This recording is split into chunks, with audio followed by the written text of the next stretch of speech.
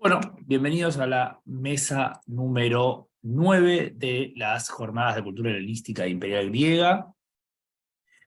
Tenemos una mesa tirando, así que vamos a comenzar con Lisondo, Protos, Logos, Prótasis y Axioma, una solución original al problema de las partes del discurso en Plutarco de Queronea. Todo tuyo. Bueno, gracias. Bueno, acá se ve que todos pueden ver bien la presentación. Sí, perfecto. Bueno, hay un pequeño cambio en el nombre, pero bueno, esto me suele ocurrir. Así que bueno, damos... en general es la misma temática, pero bueno, cambia un poquito por ahí el enfoque. Lo que voy a hacer, voy a leer y bueno, puedo ir explicando. Si hay alguna duda, la pueden plantear al final.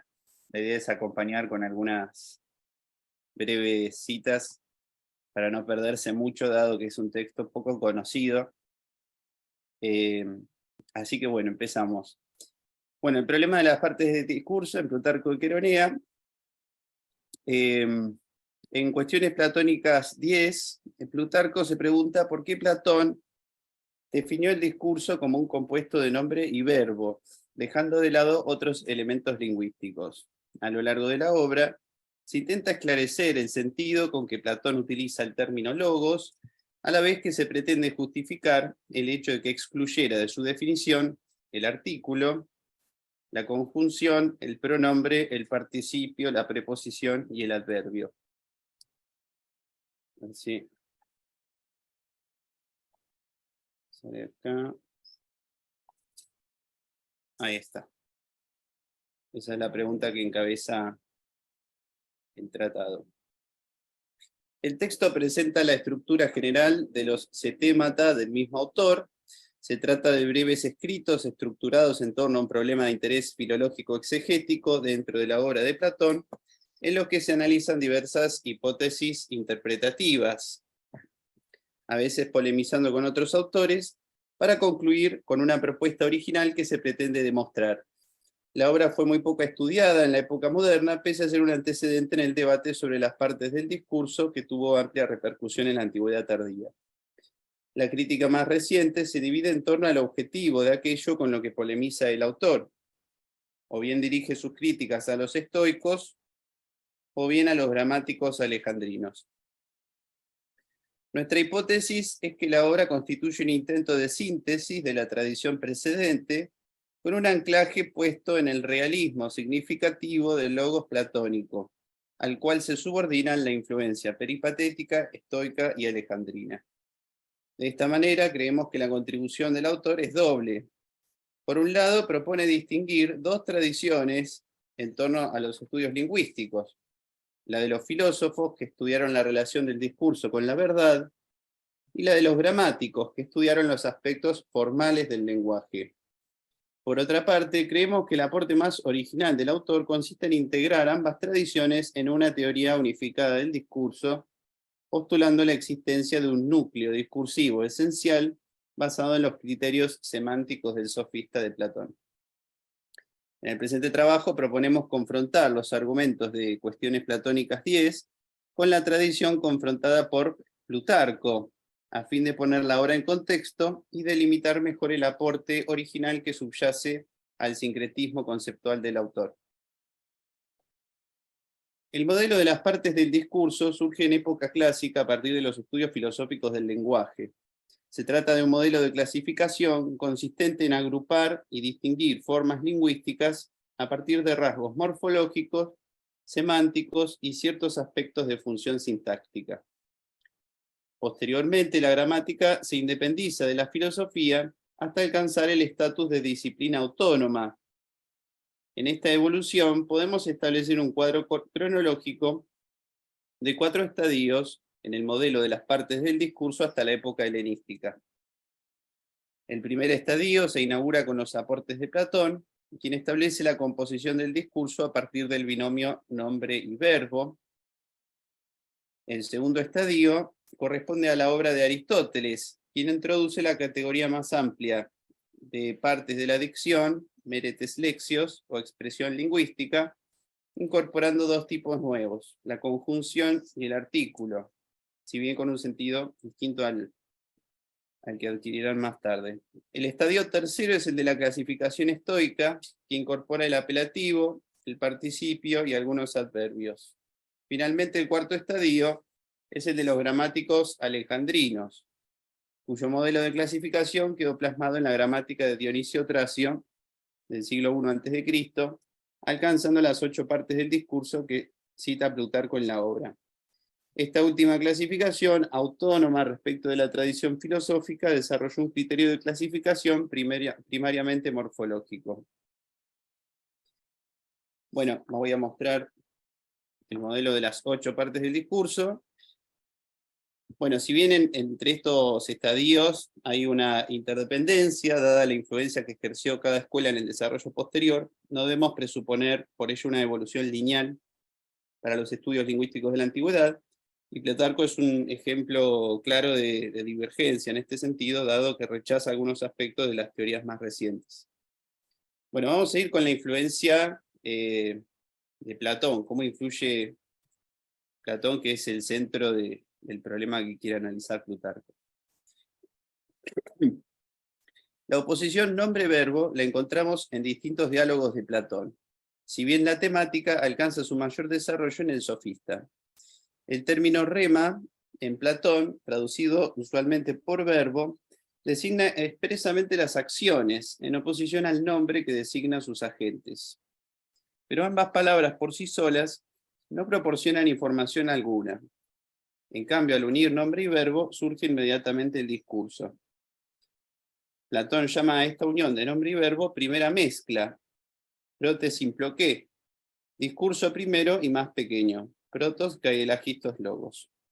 Por otra parte, el signo vocal se corresponde con un proceso interior llamado opinión, que resulta de un juicio predicativo en el interior del alma mediante el pensamiento. Es en este fundamento interior y su correlato con la realidad donde radica la posibilidad de verdad y falsedad del discurso.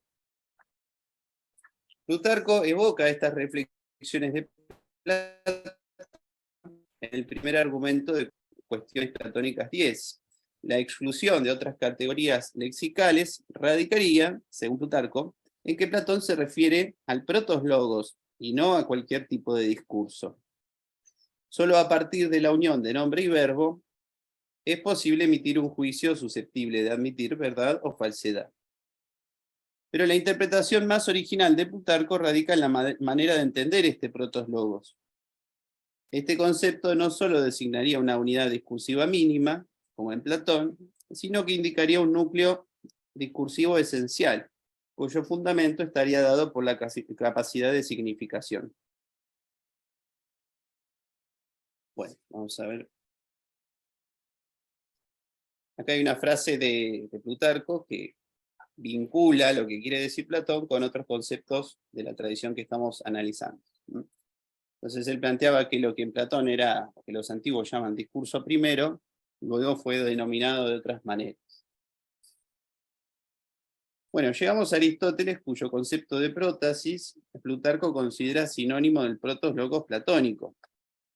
En Analíticos Primeros, Aristóteles define la prótasis como discurso afirmativo o negativo de algo acerca de algo. El término se suele traducir por premisa, pero no siempre tiene este significado. La definición se asemeja más al del logos que encontramos en el Tratado de la Interpretación.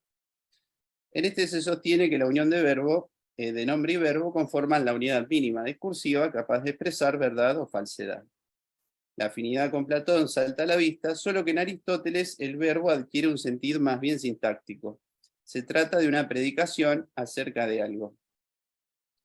Pero la influencia más importante de Aristóteles la encontramos en el argumento de la significatividad. Se trata de la distinción entre voz significativa y no significativa, que aparece por primera vez en la poética. A diferencia del nombre y el verbo, la conjunción y el artículo pertenecen al género de la voz no significativa, con hacemos, adquiriendo significado únicamente al combinarse con otras palabras. El sentido que ambos autores dan a estas últimas categorías difiere, pero la argumentación es idéntica. Hasta aquí abordamos las dos partes centrales que estructura la argumentación de la cuestión 10. La noción de protoslogos como unidad discursiva mínima, susceptible de verdad o falsedad, y, en segundo lugar, el carácter significativo de nombre y verbo que otorgan a esta combinación el carácter de núcleo esencial. Nos queda, por lo tanto, comprender el lugar que ocupa la influencia estoica vinculada al concepto de axioma. Vemos que él vincula este axioma a lo que Platón llamaba protoslogos.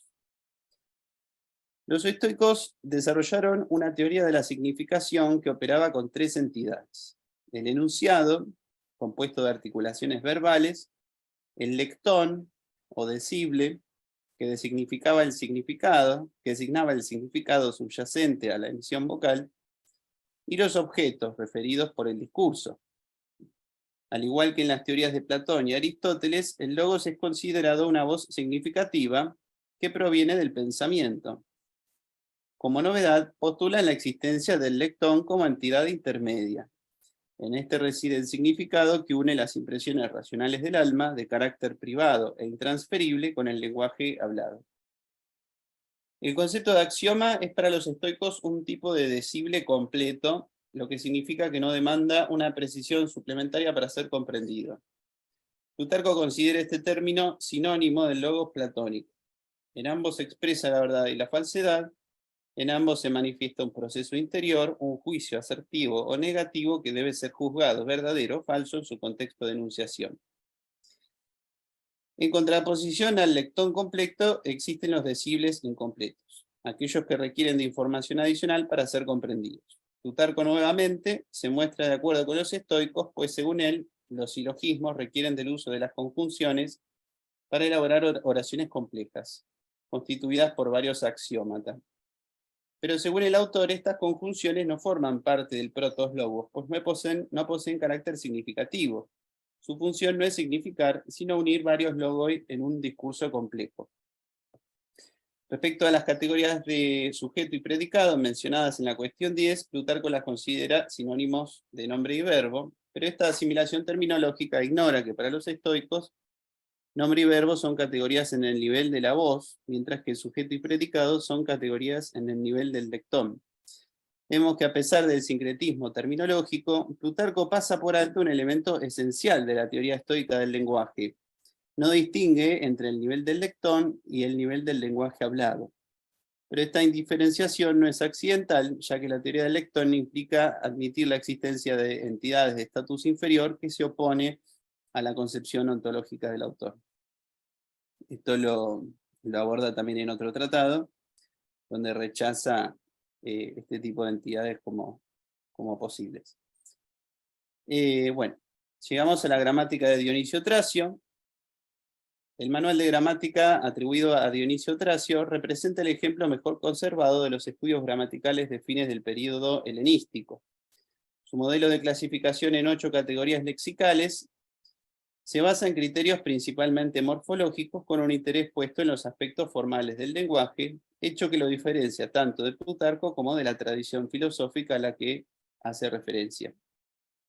Pero a pesar de esta diferenciación, Plutarco no descarta del todo la clasificación de Dionisio Tracio, sino que la depura, la resignifica y la asimila en parte. El nombre y el verbo conforman el compuesto discursivo esencial, mientras que los demás elementos serán o bien asimilados a estas categorías o serán considerados elementos subordinados. Por otra parte, debemos recordar que Plutarco enriquece la definición del verbo del sofista de Platón al incorporar las nociones de actividad y pasividad, en lo que también puede haber una influencia de Dionisio Tracio.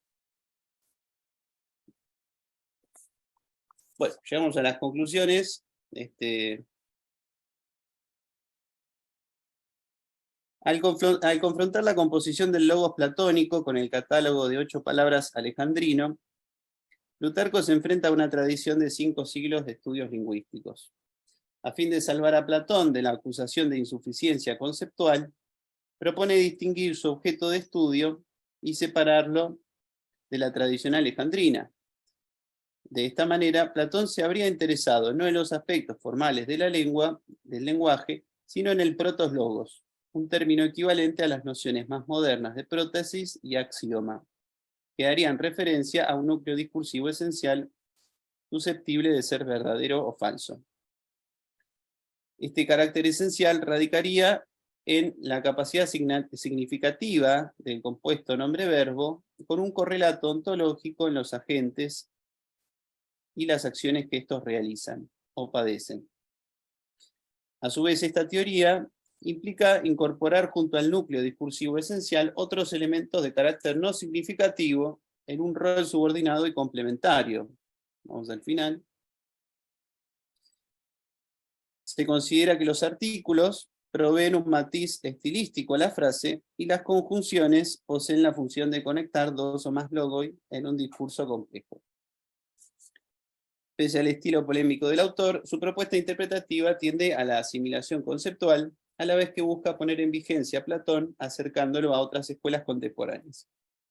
Pero este proceso implica omitir diferencias importantes. Mientras que la tradición gramatical desarrolló la noción de lexis para referirse a las formas lingüísticas, los estoicos distinguieron el concepto de lectón para el significado inmaterial que subyace a la frase verbal, Plutarco retorna a la noción del logos indiferenciado del sofista. De esta manera, vuelven a fundirse el nivel lógico y el lingüístico, así como el significativo y el fonético. Este retorno a un realismo lingüístico, que presupone la correspondencia entre pensamiento y habla, otorga un estatus esencial y jerárquico a aquellos elementos que poseen un correlato significativo con la realidad. Bueno, eso fue todo.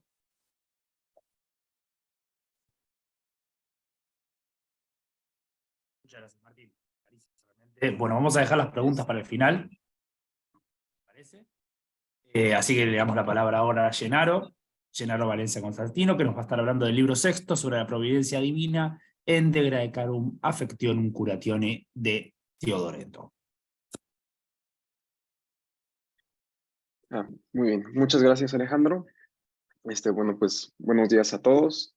No, perdón si me veo un poco oscuro, pero en México son las 6 de la mañana. Entonces, pero bueno, pues es un placer estar con ustedes y hablar, presentarles esta investigación, ¿no? Que la mitad está en curso, la mitad ya está hecha porque parte de una investigación para mi tesis de maestría, ¿no? Sobre filosofía. Entonces, pues voy a intentar hacerlo de manera como muy rápida, ¿no? Me parece una oportunidad interesante estar aquí, justamente además a propósito del tema de las jornadas, ¿no? Rupturas y continuidades, porque este tema que vengo a presentarles es más bien una ruptura, ¿no? O sea, yo me enfoqué en la parte del estoicismo antiguo y sobre la providencia, y hay un momento en donde se crea una ruptura en la idea, en la idea estoica que se tiene sobre la providencia y ya justamente siglos segundo, tercero, después de Cristo, ¿no? Entonces, digamos que la primera parte de esta presentación está dedicada rápidamente a la providencia estoica por la influencia e importancia que tiene, y luego hablar un poco de Teodoreto, que digamos es la parte que ahorita estoy trabajando, ¿no? Es todavía en curso, porque es lo que ahorita verán, es la parte como hipotética que tengo al respecto de esto. Entonces, nada más para hablar como de un par de generalidades, ¿no? Sobre la providencia y digamos la propuesta también teórica que estoy intentando desarrollar. Bueno, esto ya lo desarrollé, como le digo, es la parte ya un poco más conformada, ¿no? De una división de la filosofía por niveles epistemológicos y esferas de acción. Ahorita les explico qué es. Luego el problema conceptual y terminológico dentro de esta doctrina providencial o determinista, fatalista. Ahorita les digo qué es esto. Luego, qué cosa es la providencia en el estoicismo antiguo, ¿no? Entonces, pues vamos a empezar rápidamente. No hay nada más que recordar un poco que el estoicismo, ¿no? Divide sus áreas filosóficas, ¿no? Su teoría filosófica o su discurso filosófico más bien, esto de ton kata filosofía en logon, en tres secciones, ¿no? La física, la ética y la lógica. La física, esas cosas no solamente relacionadas con la naturaleza en el sentido de arbolitos o el mar, sino todos los procesos que están comprendidos en el universo, ¿no? La ética relacionada con el comportamiento humano y la lógica, la argumentación y la parte lingüística también, ¿no? Entonces hay que recordar que los estoicos ven la filosofía como un holon, es decir, como una serie de conocimientos que están interrelacionados, pero, bueno, esto también es una idea que los estudios de filosofía estoica lo tienen, ¿no? De siempre ver la filosofía de los estoicos como una cosa casi que no se puede disociar, ¿no? Sin embargo, una propuesta mía es que sí podemos empezar a ver las cosas de manera distinta, ¿no? Y los propios filósofos estoicos lo hacen, ¿no? Entonces, Diógenes Laercio en otro pasaje dice, ¿no? Hay otra parte de la investigación que compete solo a los físicos, ¿no? Que es la que investiga la esencia del mundo y de si está gobernado por la providencia, ¿no? Como consintiendo que un pensador, ¿no? Un filósofo sí pueda dedicarse, no exclusivamente, pero de alguna manera, como por especialización, a ciertas áreas de la filosofía, la física, la ética y la lógica, ¿no? Y esto se sabe porque, no sé, Zenón se dedicaba o tenía mayor interés por la ética, ¿no? Cleantes es la gran figura de la física o de la teología en el estoicismo, Crisipo en la lógica, ¿no? Y esto tiene cierta, sí podemos hacer esta especie como de distinción, ¿no? De separación de las áreas, porque Séneca también considera útil este ejercicio de dividir temáticamente la filosofía, ¿no? Con el propósito de comprender sus partes, ¿no? De manera aislada y luego ya en su conjunto ver de qué trata toda la doctrina, ¿no? Y él dice que tanto el exceso, ¿no? Como la disección excesiva de la filosofía, como la carencia de este análisis en sentido etimológico, ¿no?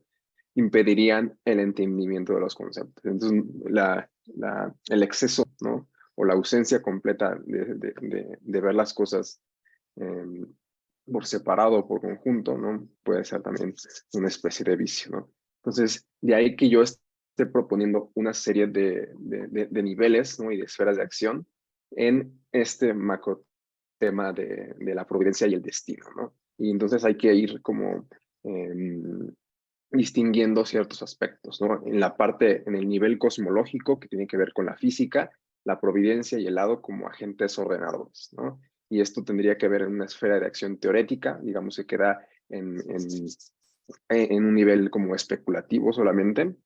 Luego la parte de la responsabilidad moral de las acciones, ¿no? Tiene que ver en el nivel ético y con una esfera de acción práctica, ¿no? Porque lo que importa aquí no es especular o preguntarse sobre las acciones humanas, sino llevarlas a la práctica. Pensemos que el estoicismo es justamente esa filosofía de calle, ¿no? O sea, no como la platónica o aristotélica que tiene su lugar en academias o liceos, sino estos estaban en un corredor, ¿no? Prácticamente. Entonces, tiene otro enfoque.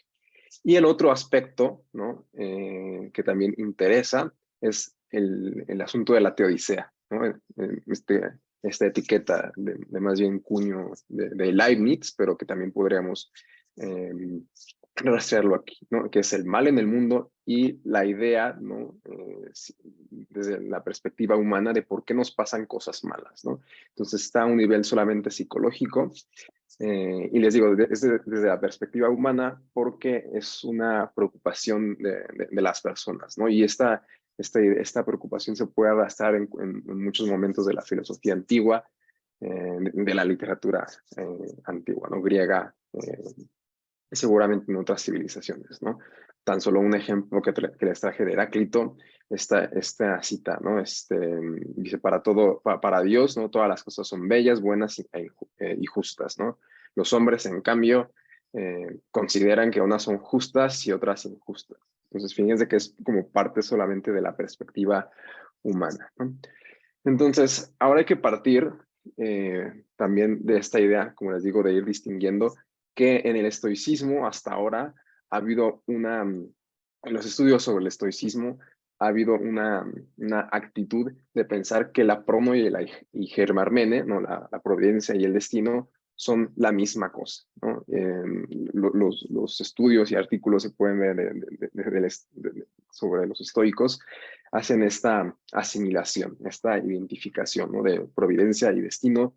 Es el mismo concepto en la filosofía estoica, y esto no es así, ¿no? Hasta apenas este año salió este libro de Bernard Collet, ¿no? La doctrina estoica de la providencia, un estudio de su desarrollo y de algunos de sus mayores problemas, en donde fue casi providencial para mí que saliera este año, ¿no?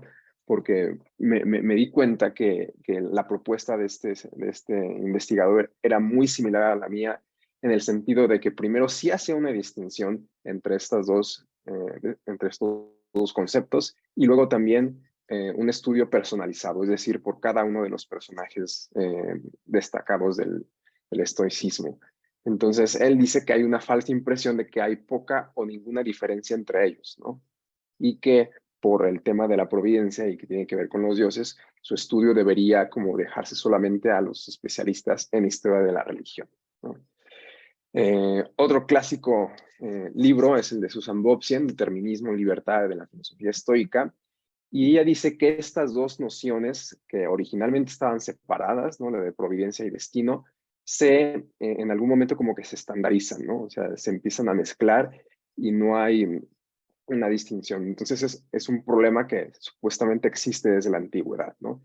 Y en efecto, muchos de estos estudios se ayudan de un testimonio de Calcidio, ¿no? Un neoplatónico.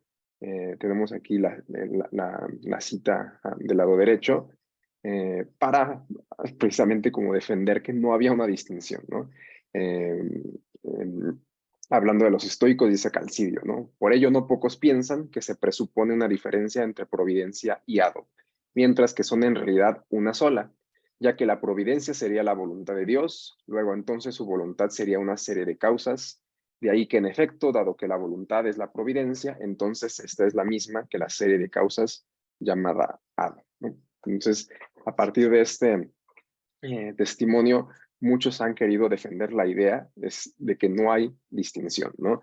Entre ellos, Long y Sedley, ¿no? En su famosa compilación, ¿no? De Hellenistic Philosophers, solo dedican un capítulo a Fate and Causation, ¿no? O sea, hado y causalidad.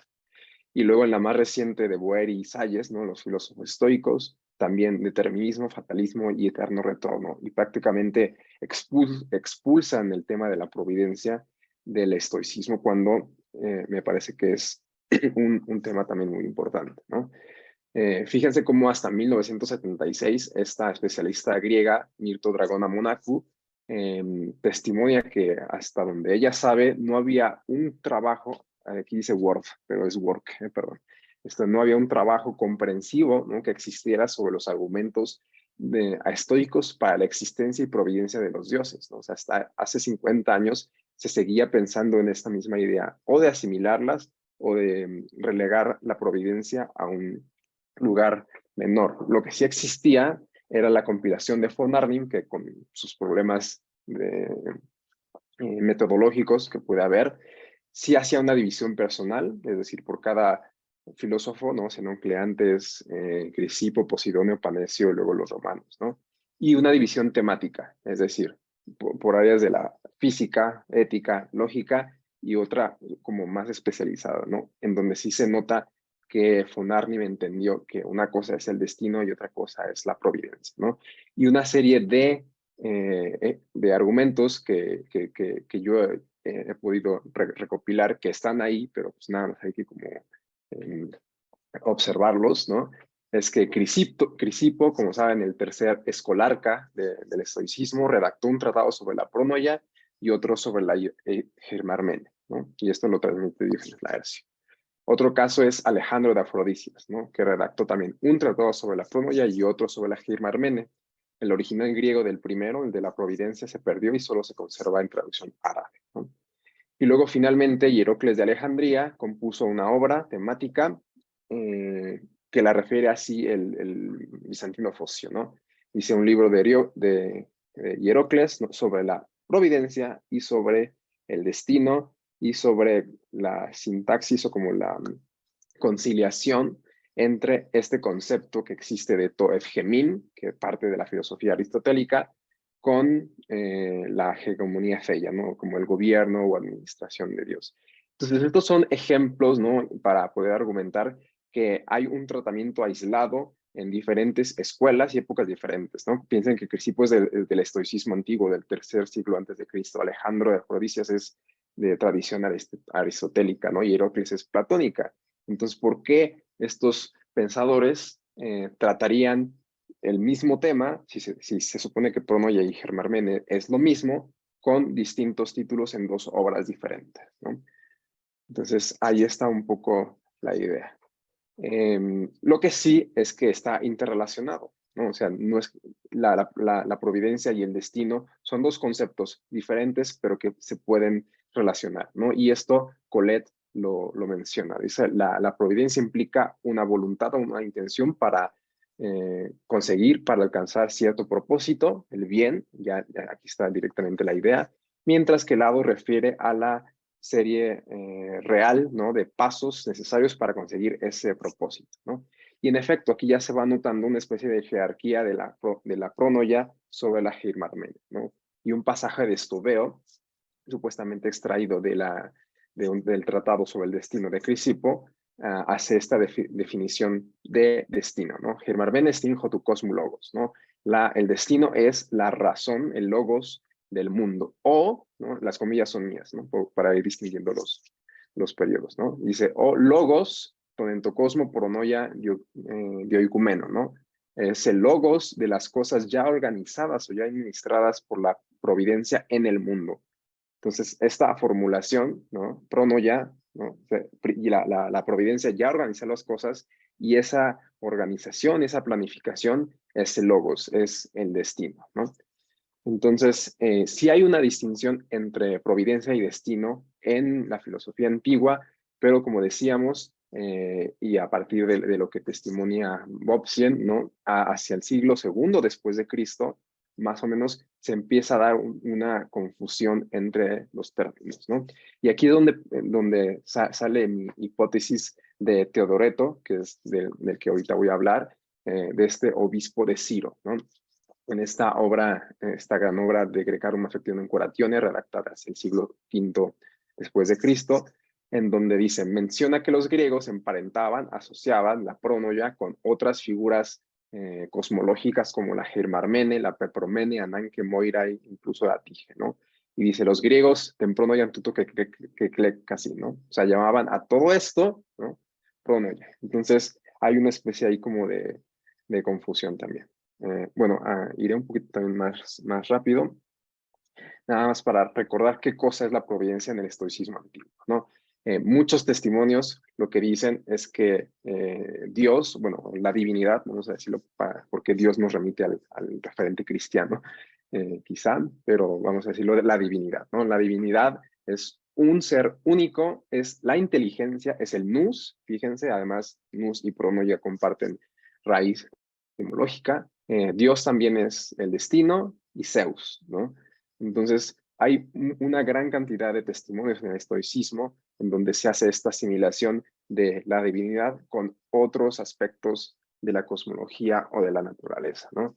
Entonces tenemos aquí, por ejemplo, un pasaje rápido, ¿no? Donde dice que según la teología estoica, la divinidad es un principio vital que penetra y gobierna el entero, la completa realidad, ¿no? Dice, en consecuencia, Dios es para los estoicos un ser dinámico porque se va moviendo, va cambiando, y un poder fluctuante, ¿no? Cuyos distintos nombres cambian a medida que Dios cambia él mismo, ¿no? Y es por esta razón que los filósofos usan de manera intercambiable conceptos tales como Dios, Zeus, Logos, Neuma, naturaleza, intelecto, destino, providencia y así, ¿no? Entonces, dependiendo de cómo vaya operando la divinidad en el mundo, ¿no? En el universo, va adquiriendo una serie de títulos, ¿no? De nombres.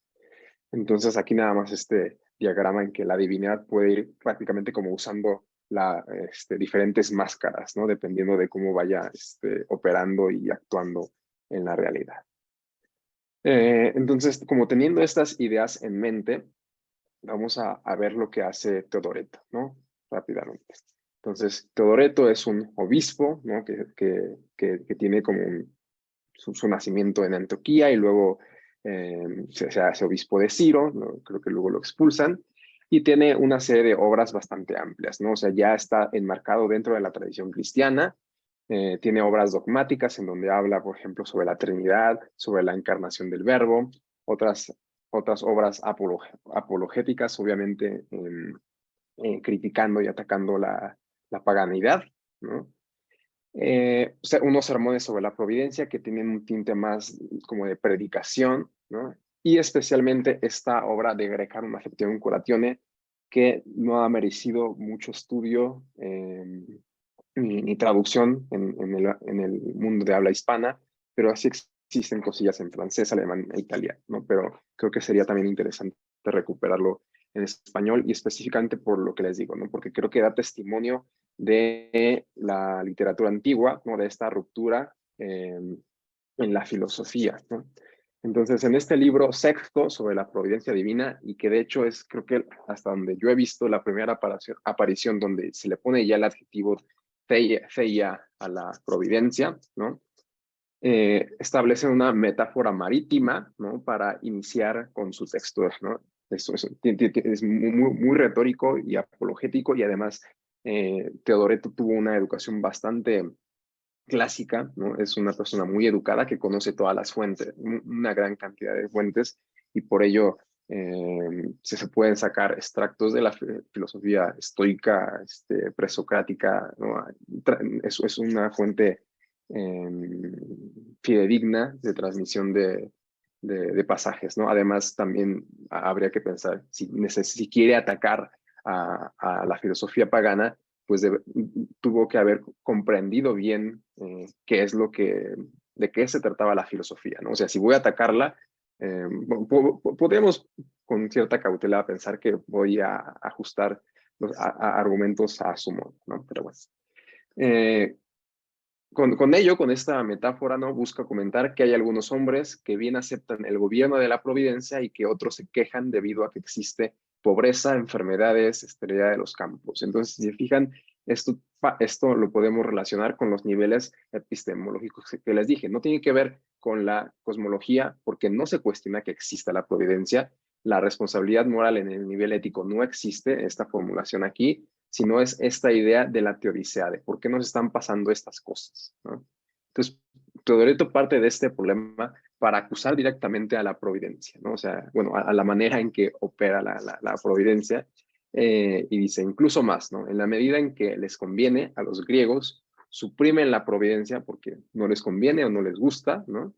E introducen al lado el destino, el azar y las moiras, asignando una necesidad forzosa a cada uno, ¿no? Y dice, ¿no? Los griegos afirman que la necesidad hace a los hombres actuar contra su voluntad y por eso terminan siendo asesinos, infractores, adúlteros, ¿no? Y entonces esto también como que no casa, no queda muy bien con la idea cristiana que existe sobre la libertad que tienen también los hombres, ¿no? Entonces, a partir de aquí va a examinar las opiniones de los griegos, ¿no? Y compararlos con los dogmas cristianos, ¿no? Que, como dice él, ¿no? Son de mayor calibre y credibilidad doctrinal, ¿no? Dogmas cristianos de apóstoles y profetas, ¿no? También va a ser un comentario contrastante, ¿no? Con la Biblia, ¿no? Y va a decir, bueno, voy a dejar fuera a los poetas por sus fábulas impías. Es una cosa también interesante. Entonces, lo que va haciendo, fíjense, es enumerando a una serie de filósofos, primero los que niegan la providencia, no la existencia de la providencia, y luego también atacando a algunos. Entonces va pasando por algunos que a veces como que no son muy conocidos, ¿no? Diágoras de Milos, Protágoras, Epicuro, sobre Aristóteles también trabaja esto. Aquí hay una especie como de idea confusa porque habla del sorteo, ¿no? Entre la virtud y el vicio que le toca a cada uno de los hombres, ¿no? Cuando se supone que eso también es algo ético, ¿no? Del comportamiento humano. Enomato de Cádara, Crisipo, ¿no? Va a hacer mucha referencia al estoicismo, por eso también me interesa aquí Teodoreto, porque va citando muchas veces a estos filósofos estoicos, ¿no? Y ahí justamente lo que decíamos hace un momento, ¿no? Haciendo referencia a que la providencia, la pronoia, es todo esto, ¿no? La Girmarmene, la Prepomene, la Ananke y las Moiras, ¿no? Entonces, fíjense también como la cantidad de filósofos que va citando y sus pasajes, ¿no? Y hay algunos casos en donde sí podemos contrastar con otra información, ¿no? Como el caso de Heráclito, ¿no? Que dice, todo sucede conforme con el destino, ¿no? Y eso también lo transmite Diógenes Laercio. Dice Crisipo también, no hay diferencia entre lo que es fatal, lo que es por destino y lo que es necesario. Esta misma idea está muy, muy arraigada en su mente, ¿no? Zenón, ¿no? Dice, esta cita también aparece en Aesio, y además sabemos que Aesio fue una fuente importante para Teodoreto, ¿no? Dice, llama Zenón, ¿no? Al destino una fuerza motriz de la materia, ¿no? A esta fuerza, ¿no? La llaman también providencia y naturaleza, ¿no? Dice, sus sucesores decían que el destino era el logos, ¿no? De las cosas administradas por la providencia antes. Entonces, ¿se acuerdan de este mismo pasaje que acabamos de ver, ¿no? Entonces, es muy interesante cómo va haciendo esta recopilación y argumentando para luego, obviamente, decir que la providencia, ¿no? La buena, es la cristiana, ¿no? Luego va a pasar a la tige, que además recuerden que la tige va para el estoicismo específicamente, pero también en general para otras formulaciones filosóficas. Sí es el azar, pero habría que pensar que en la mentalidad, al menos para los estoicos muy específicamente, es una causa como indescifrable para la razón humana, ¿no? O sea, hay que pensar que estos señores querían que existiera una causa, ¿no? Encontrar una causa para todas las cosas, ¿no? Entonces, el azar nada más es esta causa como indescifrable para nosotros, ¿no? Pero sí hay una causa desde la perspectiva divina, ¿no? Y luego, fíjense, dice que se iba a pasar por alto a los poetas por sus fábulas impías, pero los va a utilizar también para ir argumentando contra los filósofos, ¿no? Es una cosa también interesante. Entonces, utiliza a Filemón, a Menandro, Antifón, Bión, Diógenes Nico, ¿no? Picarmo, Dífilo, Píndaro, y luego va a utilizar un gran espacio, ¿no? para hablar sobre Platón y Plotinio específicamente dentro de este contexto neoplatónico, ¿no? Entonces, finalmente hace muchas referencias a las enseñanzas evangélicas sobre logos, y entonces también acuérdense aquí que el logos, ¿no? Es un concepto importante dentro del neoplatonismo, ¿no? Entonces va a ser esta serie de asociaciones entre ellos, ¿no? Va a hablar sobre la relatividad de los bienes y males, y esta es una idea bastante estoica. ¿Se acuerdan que al final no son males lo que les ocurren a las personas, sino son una especie como de indiferentes, y luego ya dentro lo podemos hablar con Séneca, por ejemplo, pruebas de virtud, ¿no? Para que la gente vea de qué está hecho uno y cosas de este tipo, un poco más consolatorias. Entonces, finalmente, lo que termina siendo Teodoreto es confiar que toda esta evidencia de la filosofía pagana, de la filosofía griega, va a ser útil para las personas, para su público, con objetivos muy concretos, ¿no? Percibir la verdad, y esto pues va a ser la verdad cristiana, contemplar la epifanía de Dios y del Salvador, luego aceptar con gusto la distribución y administración, utiliza el término economía de Dios, y no desviarse del camino de la salvación, ¿no?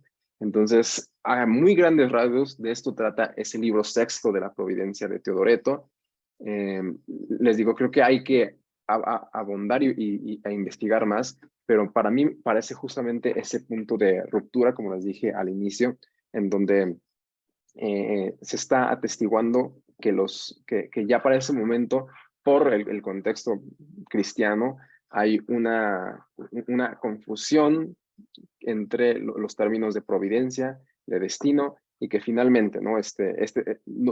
Quizás no se pueda ver completamente separado este libro sexto de todos los demás, ¿no? Porque también tienen temas muy interesantes, pero sí es una evidencia, al menos, como les digo, partiendo de mi primaria investigación sobre el estoicismo, en donde podríamos ver como este tipo de problemática que ya para los antiguos existía, ¿no? Entonces, ya no me quiero comer más tiempo y pues podríamos seguir hablando y comentando si quieren ahorita en el momento de preguntas y de discusión. Entonces, pues muchas gracias.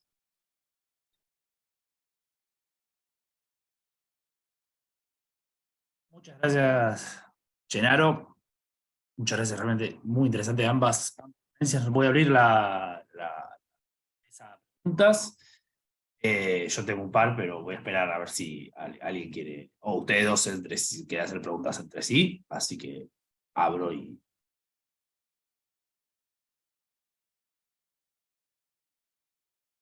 Las preguntas, ¿preferís que las hagamos por escrito? No, pueden pedir la palabra, o pueden pedir, digamos, ustedes pues, directamente hablen, si no pueden pedir la palabra levantando la mano en Zoom.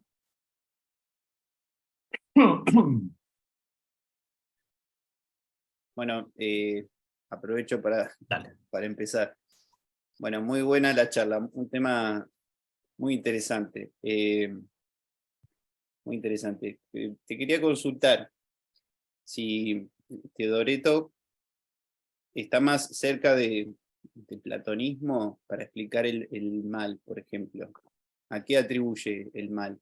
Yo, por lo que entendí, había como vos decís que en la doctrina estoica el mal está incluido dentro del plan de la providencia, pero es percibido por los humanos de esa manera.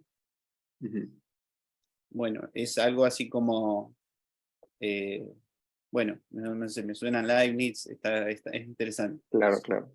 Y, Pues pero, y Teodoreto, digamos, ¿qué postura tiene, cómo explica él el mal desde la doctrina cristiana? al menos en este libro no hace una reflexión propiamente o sea, va a defender.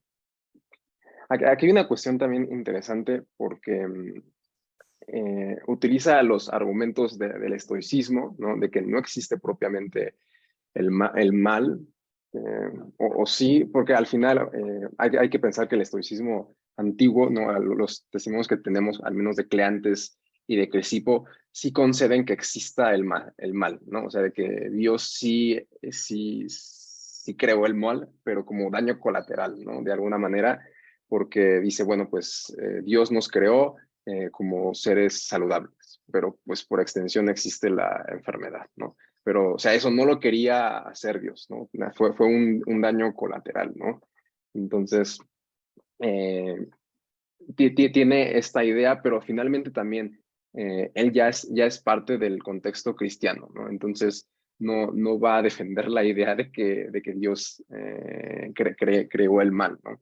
Entonces, lo que va a hacer en este tipo en este libro, al menos, es seguir la idea un poco senecana de que no son males, ¿no? O sea, habla un poco como de la relatividad de los bienes y de los males y va a defender esta idea un poco de los indiferentes, ¿no?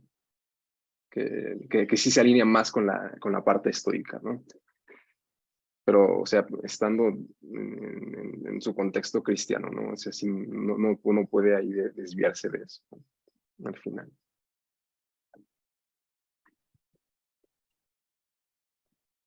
Gracias, muy interesante, muy peculiar también Sí, ¿no? dentro Y de la tradición.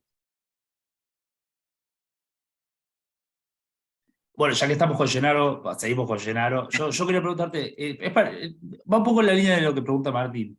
Digamos, hay una. Él hace un recorrido por, digamos, la historia de la filosofía. Hay una voluntad, digamos, sincrética digamos, hay un análisis, uno no conoce el texto, que es una pregunta que quizás leyendo el texto se resuelve, ¿no? Hay una voluntad de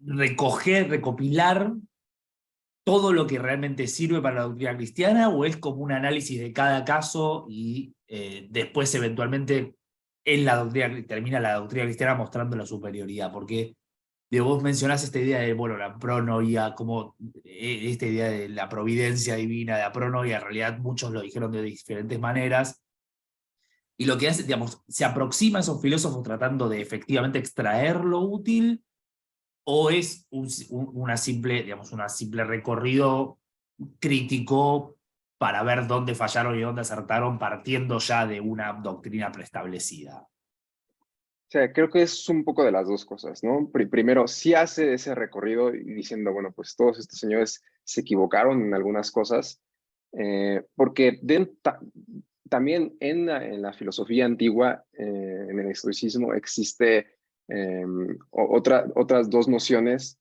en el concepto de providencia, ¿no? Primero el de previsión, el de la anticipación de sucesos, y el de provisión, el de proveer cosas buenas. Entonces, lo que hace el estoicismo es pensar que esa provisión de proveer es benéfica, ¿no? O sea, o sea, a pesar de que dijimos que hay ese daño colateral, pero que no era la intención de Dios, lo que sí existe es esa idea benéfica de que Dios hace las cosas para nuestro beneficio, ¿no? De esa beneficencia de Dios. Entonces, por un lado, sí recoge esa tradición, pero creo que va a reservar la parte de la beneficencia al cristianismo, ¿no? Por eso dice, a la providencia, por eso es esta como confusión entre los conceptos. Dice, la providencia antigua de los griegos es el destino, ¿no? Es la necesidad, son las moiras, es todo eso, ¿no? Y no habla de ese aspecto benéfico que tiene la providencia antigua. Eso lo va a reservar para el cristianismo completamente, ¿no? O sea, por eso al final dice, espero que esta evidencia, toda esta información sea útil para ustedes, ¿no? Pensando también que es ese corte apologético del texto de Teodoreto. Entonces, espero que esta información sea útil para ustedes porque pues esto va a servir para su salvación de alguna manera. Entonces, creo que es doble justamente lo apuntaste muy bien, ¿no? Son esas dos cosas que están dentro del proyecto de todo esto, ¿no? O sea, y como dije, ¿no? Lo podemos ver en la obra global, ¿no? O sea, se llama en griego es terapeutike, ¿no? Es una especie como de curación o sanación, o sea, casi una especie como de exorcismo de las enfermedades griegas, ¿no? De la en el sentido de enfermedad de la filosofía griega. Entonces vamos a curarnos con los dogmas cristianos. Buenísimo, muchas gracias. Es muy interesante interacción. Y le quería preguntar a Martín, que en realidad también en algún punto tiene que ver con esto, o tiene algún problema similar. Digamos, vos mencionás este rescate de Plutarco del enfoque platónico y con, digamos, los pasos de la evolución gramatical. Pero me pregunto, digo, ¿hay en Plutarco una conciencia o una voluntad o un asomo de la diferencia metodológica entre la aproximación platónica, la aristotélica, la estoica y la gramática? Dios, lo suprime, elimina la diferencia metodológica deliberadamente, digamos, es perfectamente consciente, perdón, o no es consciente de ello, porque digamos, ya hay un problema dentro de la propia tradición gramatical de esta cada vez más clara conciencia metodológica del estudio del lenguaje como una esfera en sí misma. Por supuesto, para la época de Plutarco, vos mismo lo dijiste, es transparente que la gramática es un área de estudio que es distinta a la filosofía. Digamos, el logos platónico no es el mismo logo que Dioniso Tracio. Digo, en Plutarco está esta conciencia metodológica y lo que hace es tratar de rescatar a Platón como gramático, o en algún punto es tratar de rescatar el enfoque platónico con un objetivo que ya no es exclusivamente del orden de la gramática. No sé si me explica, si estoy siendo claro en la pregunta. ¿Podría repetir lo último? Digo, hay un intento de rescatar a Platón. Mi pregunta quizás un poco pasa específicamente por esto. Digamos. El intento de rescatar a Platón tiene que ver con traer a Platón al aspecto metodológico de la gramática, o con rescatar a Platón de la metodología gramática. Es decir, no tomemos a Platón desde el punto de vista de la metodología de la gramática, porque no importa. O ninguna de las dos cosas, digamos. Simplemente no hay conciencia no hay una conciencia de la diferencia metodológica de manera deliberada o incidental. Sí, es una buena pregunta. Bueno, yo creo que uno de los aportes interesantes es esta línea histórica que él traza diferenciando el objeto de estudio. Uno podría decir que, bueno, aparejado al método de estudio hay una metodología. Y claramente Plutarco, es decir, para la época de Plutarco ya existían los gramáticos, como la gramática como una disciplina autónoma, y muy probablemente él estuviera formado con algún maestro de gramática, o haya tenido, junto con la retórica, ¿no? Que era lo que se enseñaba en aquella época, en el siglo I. La formación en retórica, en gramática, sobre todo para acceder a las fuentes, a los poetas, al corpus canónico de época helenística. Tenía una vasta cultura y bueno, yo creo que él lo que hace es tratar de resolver este problema, ya sea que haya sido planteado realmente en la época, o porque lo creó él, porque él planteó una aparente contradicción, también puede ser, y justamente la respuesta que él da es diferenciar, Después, tema aparte es la conciencia de Plutarco, es decir, él cuando interpreta a Platón, ya sea consciente o inconscientemente, está tomando cosas que no están en Platón, le está introduciendo un poquito de su propia interpretación, que por otra parte es lo que hacen todos los intérpretes de Platón contemporáneos, y cuando aparece alguna oscuridad o insuficiencia conceptual, o se lo acusa a Platón de insuficiencia conceptual, se recurre o a la misma obra de Platón, confrontando pasajes de otra parte de la obra, o si no, con vocabulario de otros autores. Entonces siempre aparece ahí algún vocabulario de Aristóteles, y lo llamativo, siempre Plutarco polemiza con los estoicos. Bueno, acá trata de acercarse a los estoicos. Entonces, demarca esta diferencia con algunas cosas que omite, hay diferencias que están claramente omitidas, que es la teoría del lectón, y bueno, algunos aspectos de Aristóteles. Importante que Aristóteles no lo menciona directamente, así que podría ser una fuente indirecta, como Alcino, no sé, pudo haber sido una referencia indirecta. En toda la obra no cita pasajes de Platón ni de los filósofos, pareciera que cita de memoria, así que eso también le quita rigurosidad a la cita. Pero bueno, digamos, lo interesante es en este estudio para mí lo interesante era la propuesta de Plutarco. Es decir, si queremos ir a Platón, vamos a Platón directamente, y desde el punto de vista metodológico actual, digamos, sería totalmente inviable lo que hace Plutarco, porque mezcla autores, pero bueno, lo interesante es la propuesta de él, y tradicionalmente se lo juzgó negativamente justamente por esto, por carecer de una metodología concisa, por poner en palabras de Platón cosas que Platón no.